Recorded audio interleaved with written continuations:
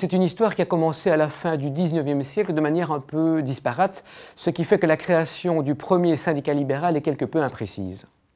Nous sommes tombés d'accord sur 1892. Vous entendrez tout de suite que Jean Faniel, chercheur au CRISP, préfère 1893. Nous avions confié une enquête sur nos affiliés au CRISP et à l'Université de Gand l'année dernière. Et la curiosité des chercheurs a été tellement piquée au vif que le CRISP s'est livré depuis, en toute indépendance, à une étude sur l'histoire du syndicalisme libéral. Petit résumé.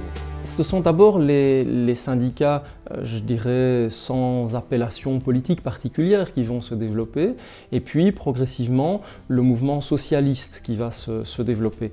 Il faut attendre les années 1880 pour que d'autres tendances syndicales se développent, et c'est en 1893 qu'on a l'acte de fondation d'un premier syndicat libéral à Gand.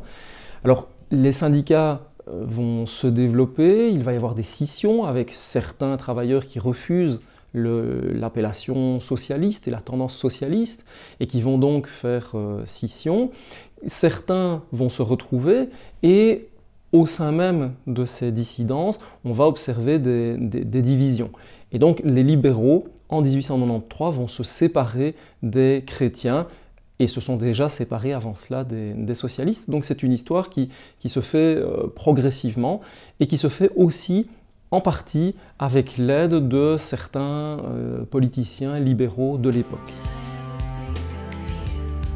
Ces syndicalistes libéraux défendent dès le départ des valeurs différentes et originelles.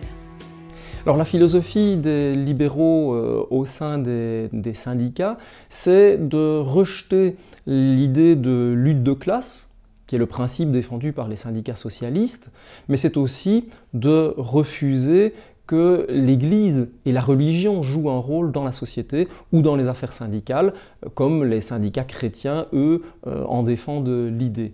Donc les syndicats libéraux vont se développer sur l'idée qu'il faut un développement harmonieux de la société par un rapprochement entre les classes sociales, donc entre les patrons et les travailleurs, et qu'il faut promouvoir le libéralisme, la philosophie libérale avec l'idée de liberté individuelle qui doit guider le choix des êtres humains et notamment des travailleurs.